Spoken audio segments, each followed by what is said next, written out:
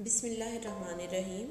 السلام علیکم پیارے بچوں، سبق ہم پڑھ رہے ہیں احسن کی عید۔ جی بچوں، جتنا سبق ہم پڑھ چکے ہیں آج ہم اس سے آگے پڑھیں گے، تو آئیے سبق کو شروع کرتے ہیں۔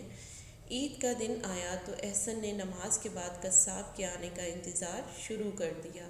قصاب کہتے ہیں کسائی کو، یعنی جانور ذبح کرنے والے کو، جو جانوروں کو ذبح کرنے کا کام کرتے ہیں انہیں قصاب کہتے ہیں۔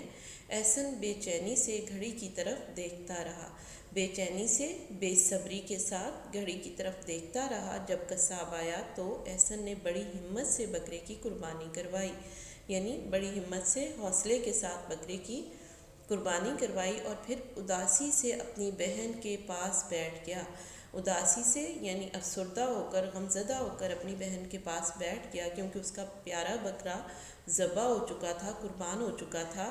باجی نے احسن کو پیار سے سمجھایا، احسن، عید خوشی کا تہوار ہے اور اس پر اداس نہیں ہوتے، غمزدہ نہیں ہوتے، افسردہ نہیں ہوتے، بلکہ سب کو خوشیوں میں شریک کرتے ہیں۔ یہ سنتے ہی احسن نے باجی کو حمید صاحب کے بارے میں بتایا کہ کس طرح وہ اور ان کی بیگم یعنی ان کی بیوی عید کی خوشیوں سے محروم رہتے ہیں، یعنی وہ قربانی کا جانور نہیں خرید پاتے، قربانی نہیں کر سکتے اور عید کی خوشیوں سے محروم رہتے ہیں، انہیں عید کی خوشیاں میسر نہیں آتی، نہیں ملتی عید کی خوشیاں۔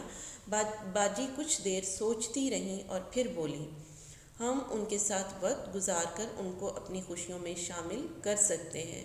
جی بچوں، باجی نے کیا کہا کہ ہم ان کے ساتھ وقت گزار کر انہیں اپنی خوشیوں میں شامل کر سکتے ہیں۔ اس کے بعد باجی نے ایک پلیٹ میں گوشت ڈالا اور حمید صاحب کے گھر جا کر ان کی بیگم کے ساتھ کچن میں ہاتھ بٹانے لگی۔ احسن حمید صاحب کے ساتھ گپ شپ میں مصروف ہو گیا۔ گپ شپ کے معنی ہے بات چیت کرنا، گفتگو کرنا، یعنی احسن جو ہے حمید صاحب سے باتیں کرنے لگا۔ تھوڑی دیر میں باجی اور حمید صاحب کی بیگم کھانا تیار کر کے لے آئیں، یعنی کھانا بنا کر لے آئیں۔ سب نے مل کر کھانا کھایا۔ آج کافی دنوں بعد حمید صاحب اور ان کی بیگم بہت خوش لگ رہے تھے۔ کافی یعنی بہت سارے دنوں کے بعد حمید صاحب اور ان کی بیگم آج بہت خوش لگ رہے تھے۔ احسن کو اپنا بکرا پسند تو بہت تھا، لیکن جو خوشی اس کو حمید صاحب کو خوش دیکھ کر ہو رہی تھی وہ بکرے کے ساتھ کھیل کر ملنے والی خوشی سے کہیں زیادہ تھی۔